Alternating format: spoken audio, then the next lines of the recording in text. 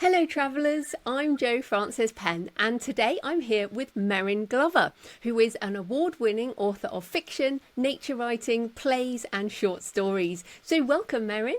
Hi there, thank you for having me. Oh, it's great to have you on. So, you were born in Kathmandu and brought up in Nepal, India and Pakistan. You have an Australian passport and call Scotland home after living there for over 30 years. So tell us more about that. I mean, how did travel form such a backdrop to your life? Yes, well, essentially because my parents were working in South Asia. That's how I came to be born there and brought up there. But it very much was my life, and certainly up until I was 18 and moved back to Australia to go to university. My father estimated that we'd probably moved 60 times. Now, some of those moves were backwards and forwards to the same locations or the same house, but it was very, very itinerant, and in a lot of those locations I didn't necessarily have my own bedroom, might be the curtained off end of a living room, or I was often sharing with my big brother. So it was just, it was very nomadic, and it was just the life that we had. And as a child, of course, you don't think your life is unusual, it's just the life that you have. And it's only kind of later on that you realise it's quite different to most people, particularly once I was back at university in Australia. What did your parents do that you travelled so much? So they were missionaries in the old language, if you like, which tends to bring people out in hives. But so they were working in linguistics and literacy and Bible translation, primarily amongst one of the language groups in Nepal, but ultimately in quite a lot of locations in India and Pakistan as well, and working a lot with local churches, local Christians, and in a lot of training and enabling them in their own literacy and linguistic work as well. Yeah, and it's so interesting. I actually interviewed someone else who came from a missionary background. It's incredible how much travel there is involved in that. But when you remember being a kid, and I went to school in Malawi in Africa for a while, and I don't really remember it being different, as you said. But given you were moving around so much, how did you feel? Did you feel different? Did you go to random schools? How was that experience? Yeah, so it was very varied. So for the first 7 years of my childhood, my parents spent a lot of time in a village in the hills of Nepal, and my mother homeschooled us when we were there. So she was a qualified primary school teacher, so that obviously helped. So just taught my brother and myself out on the veranda of this home that we lived in the village, and really only just for a couple of hours every morning. And then after that, we were pretty free to roam and to play. And then when we were in places like Kathmandu or Pokhara, there were often small mission-run schools that we attended, and again you had quite an international mix of kids at those schools. Then when I was 9, I followed my brother to a boarding school in North India in the mountains, and I was there till I was 18. So interestingly, although boarding school means that you are away from your parents, although some of the time they or one of them were based where the school was, and we were kind of day scholars during that time, a lot of time you are obviously away from your parents and you're dealing with homesickness and that sense of displacement. But on the other hand, being there for 9 years, it became actually a place of continuity and consistency. It became like an extended family and a community, which I'm actually still incredibly close to. Those friends, a lot of the staff, I'm still really close to. So it is this most extraordinary and very, very international community of people that I got to know through that school. Yeah. How interesting that you're still close to them. And then you said you went back to Australia when you were 18. So you get back to Australia, and did you just think everyone is so boring and provincial, or were you just kind of like wanting to be normal?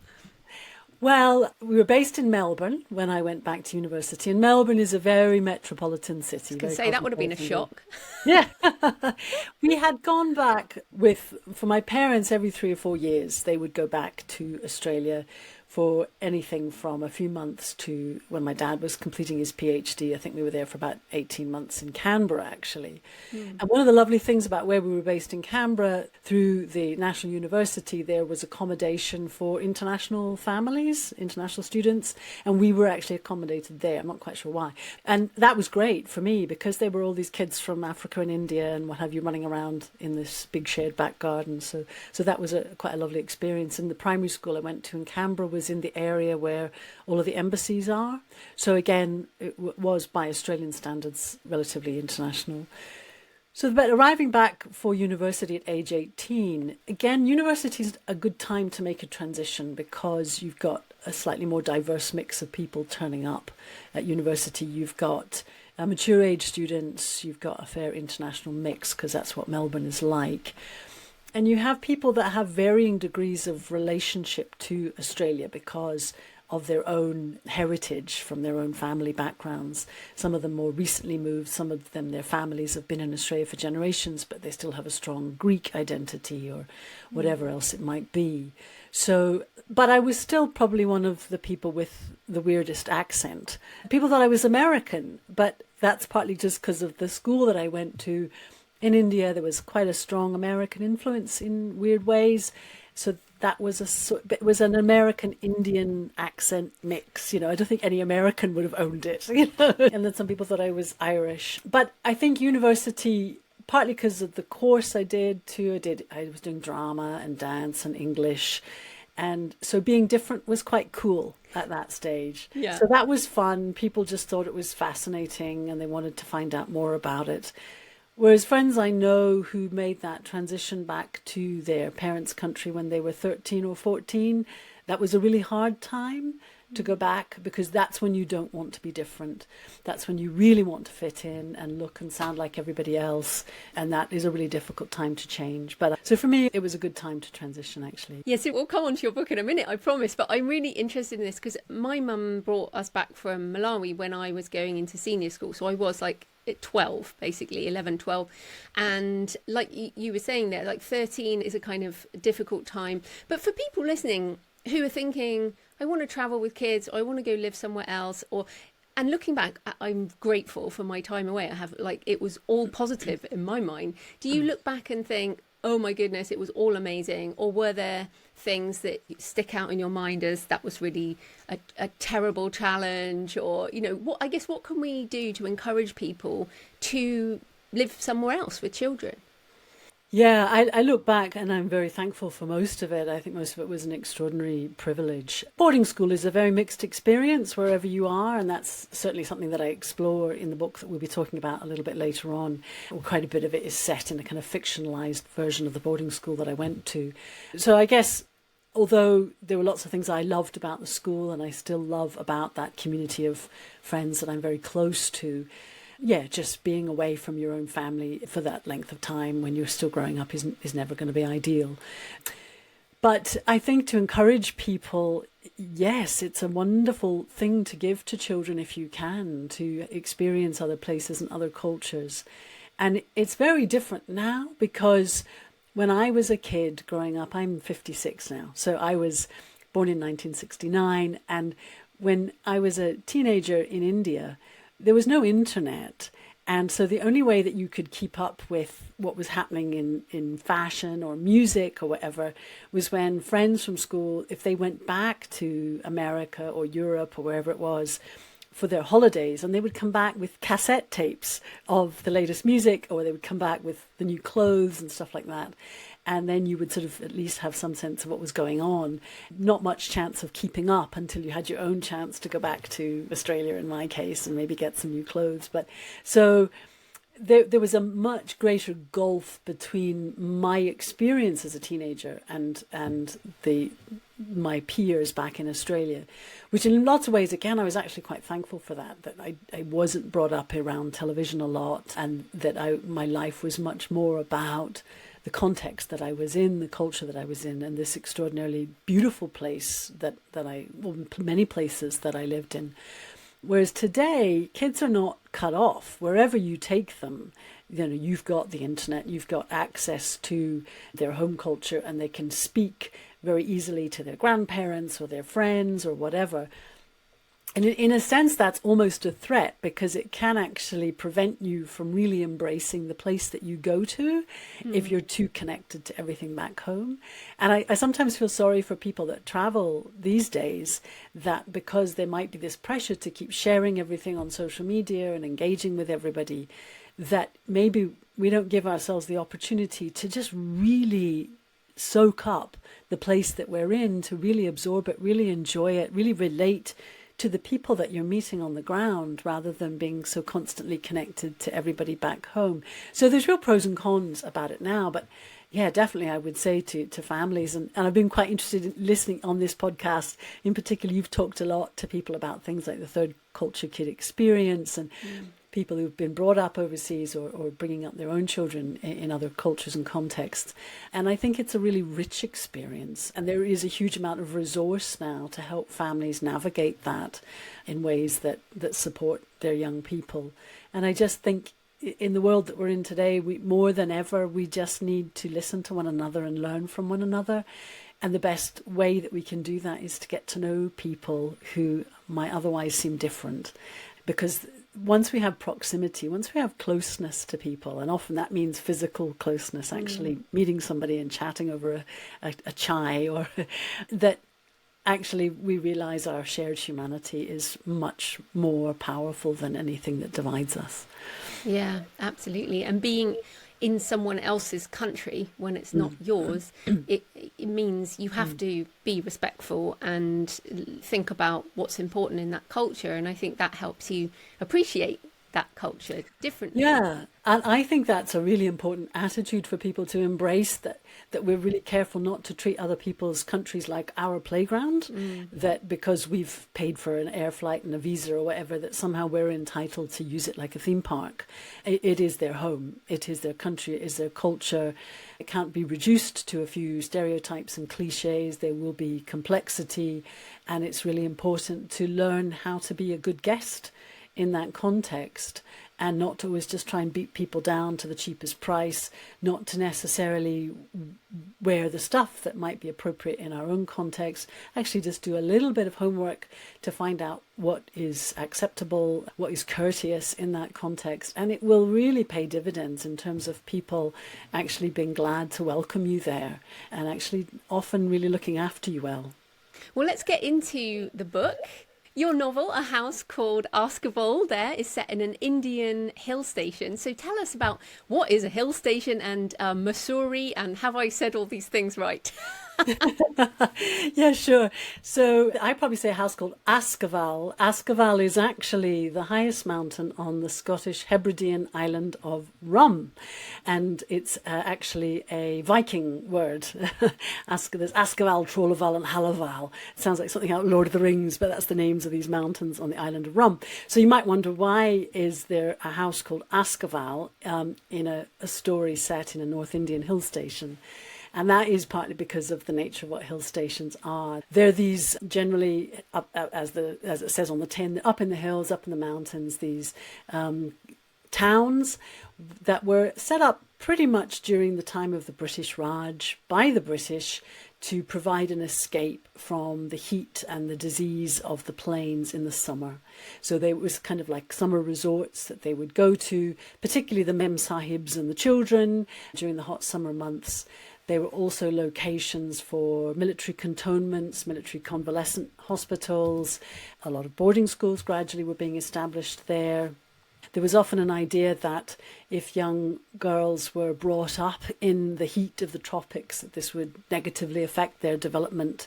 And so there had been a time when children were all sent back to England or Scotland for schooling, often from a very young age. And like we know, Rudyard Kipling was absolutely miserable being sent back to England. But then gradually in time, they thought, well, if the boarding schools were up in the hills, up in the cool, then this would not negatively affect these delicate flowers or whatever. So a lot of boarding schools were established up in the hills.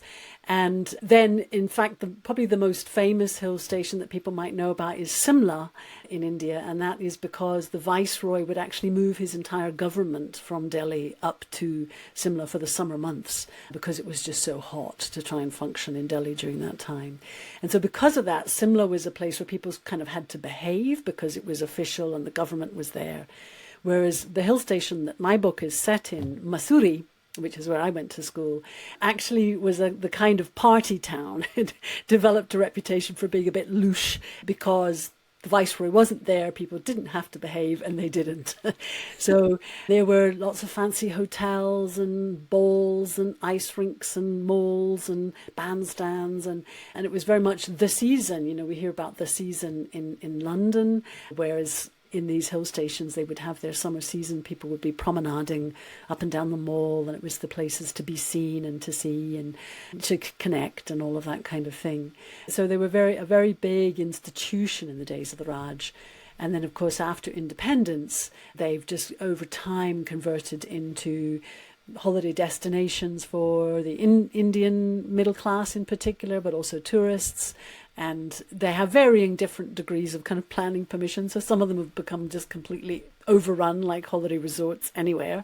Others of them have got a little bit more in the way of planning protection and so on. So they're still quite forested and can still be quite beautiful.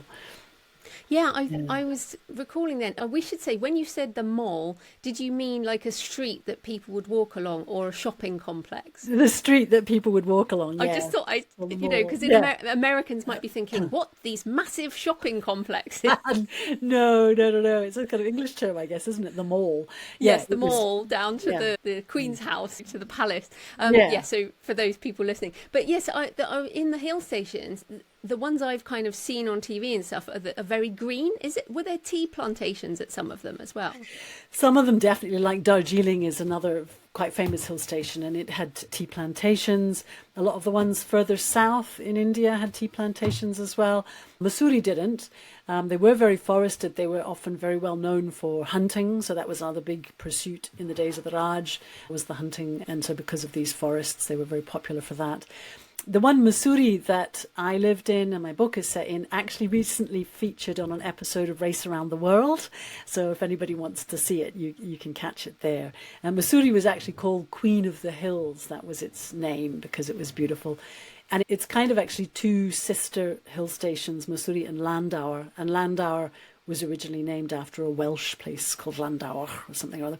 And it was a military cantonment, and it still has quite tight protections around planning permission and cutting down trees and things like that. So it's actually still very wooded and quite beautiful and not overbuilt.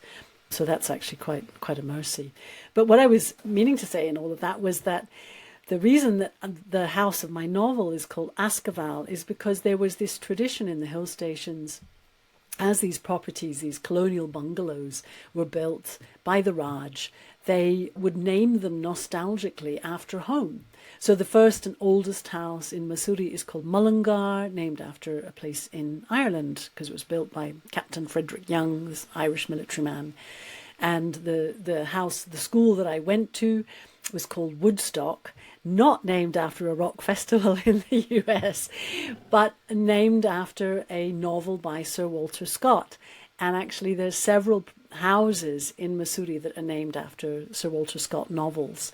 And so this is what the people did. And once the Americans started to build their places, then there would be American names for their houses as well. So in my novel, the House Askival has been built by a Scottish army captain in the days of the Raj, and he came from the island of Rum. So his house is right up at the top of the ridge, on the top of this mountain. So he names it after the highest mountain on his island home, kind of in that same pattern. So what's interesting, so the book spans 70 years of history through 3 generations. And I mean, I think British people in general know a lot about Indian history, but of course not being in India. So it's complicated, right? And there are elements of the British Raj, which you've mentioned, and then religious and cultural conflicts that have happened then, have happened since. So how did you sort of weave that in and think about those elements that came into your story? And I guess, how do they affect that sense of place? Yeah, so it's very much the context of my novel. On the one hand, it spans that 70 years, pretty much since India's independence and partition from Pakistan to kind of a contemporary time frame. But of course, there's kind of throwback to the development towards that and the freedom movement in India. So there's characters in the novel who have links and relationships with different aspects of that freedom movement. So although the central family in the novel are American, the kind of Father James, his best friend is a South Indian, a Kerala man, Paul Verghese. And Paul Verghese's parents worked closely with Mahatma Gandhi in the freedom movement. So it was often just by using characters and their story that I was able to weave in elements of what happened in the actual history. And one of the things that really interested me, people may be aware that Mahatma Gandhi used to hold these prayer meetings all around India where he was trying not just to move the nation towards independence, but also trying to hold them together. You know, he was utterly heartbroken that partition happened. He was very pluralist and universalist in the way in which he tried to hold everyone together. And I found out that he held one of his prayer meetings in Mussoorie. And a man that I knew who actually went to my school many years before, a Sikh man, he'd been at that prayer meeting. And so it was really lovely to be able to hear from him about his memories of that prayer meeting. And that then is in my novel, is Mahatma Gandhi's prayer meeting in Mussoorie and my characters that attend it. So the story kind of goes into the build-up towards independence. And this hill station of Mussoorie in many ways is kind of on the fringes of what happened. But some of the troubles that were going on, like mainly in the Punjab and through to Delhi, and then of course, obviously parts of the new Pakistan at the time, some of those troubles spilled over into locations like Mussoorie because you had refugees, you had people that had been rendered homeless that were now needing safe places to stay. And you also have... as in the story with my family, they're an American family, but their cook is Muslim. And he now needs to leave because it has become unsafe. The Muslims in the bazaar of Mussoorie, a lot of the merchants were Muslim, but they were coming under attack and they now felt the need to leave for Pakistan. And so this cook is in the process of trying to leave, and the family are helping him to go when this tragedy strikes. And that is a sort of a major trigger for the action of the novel. So I was really interested to speak to people that had been in Mussoorie at the time and to realise, although in some senses it was geographically removed, it was affected by the Troubles, and some of the missionaries from Mussoorie then travelled down into the refugee camps in the plains to support the medical work and so on that was happening there, and kind of working with Indian colleagues in the kind of delivery of support in those contexts. So again, it was really interesting to be able to read people's letters and diaries and hear people's memories, because when I was working on the novel, it was a while ago, and there was still quite a few people that had first-hand memories of that time. And of course, there's less and less people now that we still have with us with those first-hand memories. So there was just that process of doing that historical research and then working out how that could be woven into the lives of my characters. I guess we should just say for people listening, you mentioned independence and partition, but people might not understand what those two things are. So just briefly explain what those are in history. Yeah, sure. So prior to British colonisation, there was no one country called India. There were multiple different regions and rulers of a whole lot of different areas of the Indian subcontinent. But at the time the East India Company arrived in the early 1600s, the Mughal Empire was dominant. Within that, there were some small independent Hindu princely kingdoms. But then gradually over the time of the British, the Mughal Empire declined. And in 1858, the control of the whole region was taken over by the British government. And so really that was the beginning of what we now call the British Raj. And so then you had really probably since then ongoing push, well, even from prior to that, because what triggered the British government taking over control was what has been called the Indian Mutiny, or the First War of Independence, which was this rising up of the Indian soldiers, the sepoys, against their British overlords. And so you had these ongoing pushes for independence from the British. But by the time they finally managed to secure that, and it wasn't till 1947, there were a lot of difficulties within the populations of the subcontinent in terms of being able to secure sufficient rights and freedoms for the different ethnic and religious communities, and particularly concern amongst a lot of the Muslims that because they were a numeric minority, that their needs and interests would not be protected by the Hindu majority in a free India. And so that was therefore the push of the Muslim League to have their own separate country. And that's what was the cause of partition, where actually at the time you had India as the central country, and then you had the Islamic State of Pakistan, at the time West Pakistan and East Pakistan, which subsequently became Bangladesh. And what partition then did was it caused this mass migration. I think they feel it is still the biggest mass migration in recorded history of probably 14 million people attempting to get to the other side. Now, there was no law that they had to do that. There was no legal requirement that Muslims had to live in Pakistan and that Sikhs and Hindus had to live in India. But there just had been so much conflict and such a sense of, well, now that we have this country of our own, then the land should belong to the people of this religion. And it just caused an enormous outbreak of violence, probably 2 million people killed. So it was this incredible tearing apart of these countries, which in many ways has remained unresolved. You know, the relationships there. Oh, yeah, I mean, even like a few weeks ago, they were threatening nuclear war at each other again. Yeah, and the actual dividing line in Kashmir has never been really agreed, and Kashmir continues to be a place of ongoing tension. The reality is that more Muslims stayed in India than ever moved to Pakistan, east and west, so there is still a large Muslim minority within India. It remains a very diverse country in terms of ethnic and religious groups, but it currently has a very strongly Hindu government with a strongly Hindu nationalist agenda, which continues to exacerbate some of those tensions. And those religious ethnic tensions were always a part of the Indian story, but they were undoubtedly exacerbated under the British and probably exploited by the British in order to undermine a united freedom movement. So it's a lot of those themes that I'm really interested to explore in that novel.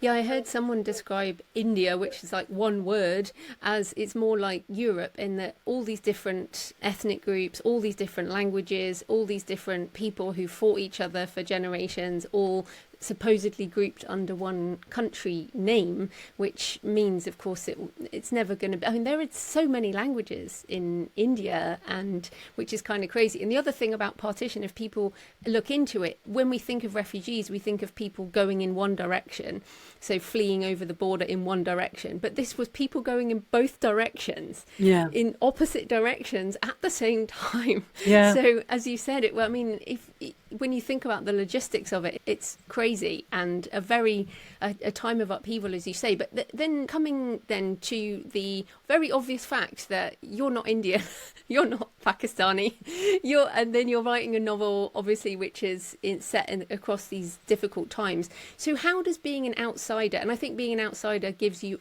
just a different perspective. I'm certainly not saying we should never write about other cultures, obviously, but what does that outsiderness give you in terms of your perspective? Yeah, that's a really interesting question. And I suppose to some degree, I'm not an outsider in a lot of the material that I'm writing about in that book, because the core family in that book are a missionary family within India. And so that whole subculture, if you like, is another subculture in itself. is central to the story, and I'm exploring a lot of those themes and a lot of those issues. And having been part of that international community, and some of my closest friends and roommates coming from all these different kinds of backgrounds. So in some senses, I'm writing from an insider experience, but I recognize, obviously, I am not the ethnicity or the religion of many of the people within the novel. And so it does give me a different perspective. There's no such thing as a neutral perspective, obviously. So I own that. I own the fact that I will come from my own worldview, my own understanding of things, seeking very much to listen to and learn from all of the different perspectives that I seek to set out in the story was really important to me. And also just to be clear that I'm not attempting to represent an entire people group or an entire religion, that these are characters and they each have their distinctives. It's a whole set of enmeshed stories and characters that this novel is unfolding. It's not trying to tell the whole story of India or the whole story of any one people group.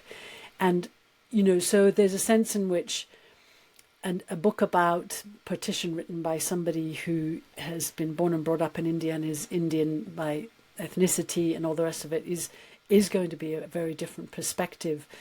But I guess what is unique about the perspective that I brought and the way in which I've told that story is it is a story grown out of a very international mix of people, a subculture within India, and how, because partition is one of the key stories in it, but also because it spans these three generations. There's another section in it, which is in 1984, when Indira Gandhi is assassinated by her Sikh bodyguards. And that's another thread in the whole kind of partition story, in a way, is that there is a strong movement for an independent Sikh state called Khalistan in what is now Punjab. And so the Sikh thread is really quite important in terms of those tensions as well. And what happened after Indira Gandhi's assassination was a big backlash of rioting and violence against the Sikh community. And many people understood that as a reopening of a lot of the wounds from 1947's partition. And that experience in 1984 happened. I was actually, strangely, back in Australia at the time, but all my school friends were there, and they were actually in Delhi when it all broke out, and they were all on an activity week, and they were all, their teachers were trying to bus them back home. And there are scenes in the novel that happen on a bus which is stopped by mobs, and that actually happened to my school friends who were thrown into this context. And what that does is it takes a group of kids who are just being kids. They're not looking at each other and understanding themselves necessarily in those different categories, but suddenly the significance of those categories and what it means to have a turban on your head becomes a matter of life and death. And so my perspective, the particular angle that I bring to that story, is from within this very mixed international community, trying to come to terms with these bigger tensions and the questions around can we live together in peace even though we are so different? Can we share respectfully spaces, homes, life, when we have different religious beliefs, when there are very traumatic things happening politically around us and to our people groups? How do we reconcile from wounds of the past? How do we live together in peace? And I think sometimes these small kind of microcosms, these small international communities that emerge can help answer some of those questions. Well, it's interesting then, I guess, coming full circle, you now live in Scotland and you have written another book about the Cairngorms Mountains, which I think you have there as well. Is that... Well, actually kind of two. So that of Stone in the Sky is a novel set here in the Cairngorm Mountains, and The Hidden Fires, A Cairngorm's Journey with Nan Shepherd is non-fiction. About those mountains. And I was wondering, since you started in the hill stations and talked about your upbringing in all these different places, how does this mountain life now, I guess, echo back to your childhood? And is that now home, I guess? Yeah, so the thing I noticed about these three books that I've published so far, the main thing that they have in common is mountains. And I love mountains, and I suppose that makes sense, having been born in the Himalayas and gone to school there and just lived at altitude for most of my growing up years. But one of the things that I really explore in The Hidden Fires, the non-fiction book, it's a response to a book called The Living Mountain, which was written by Nan Shepherd, an Aberdeenshire author. And her book is about the Cairngorms and her love for them. And my book, I was invited to write this response to her. And in my book, I acknowledge that when I first came to Scotland and people took me hill walking and told me about the mountains here, I had a major superiority complex. Because I was like, you call these mountains? Because I'd been to the Himalayas, the highest and in many ways most iconic mountain range of the world. And so for me, learning to get to know the Cairngorms was this slow burn love story of actually coming to see how extraordinary and how beautiful and precious they are. And in actual fact, at one time they were as high as the Himalayas, but they are just so, so old. They have been worn down and worn down over time, and so that all that's left is this granite core. And in all those nooks and crannies, there is this most extraordinary richness of beauty, and 25% of the UK's endangered species live in the Cairngorms National Park, which is where I live in. So it's a really precious and threatened and beautiful environment. And so I've loved discovering them and realizing that even though they might not look as dramatic from the outside, the Cairngorms are often described as a slice of the Arctic in the UK, because when you're up there, the conditions and the wildlife and the flora and fauna are like the Arctic tundra. And in the winter, you can get winds of, I think 100 plus miles an hour whipping over them. Sounds awful. Well, and people die. I think people don't realize that it is actually an extremely dangerous environment in the winter. And you can get incredible whiteout. There are real steep cliffs and drops. It's one of the world's high-class climbing places because it's really challenging winter climbing conditions and summer climbing conditions.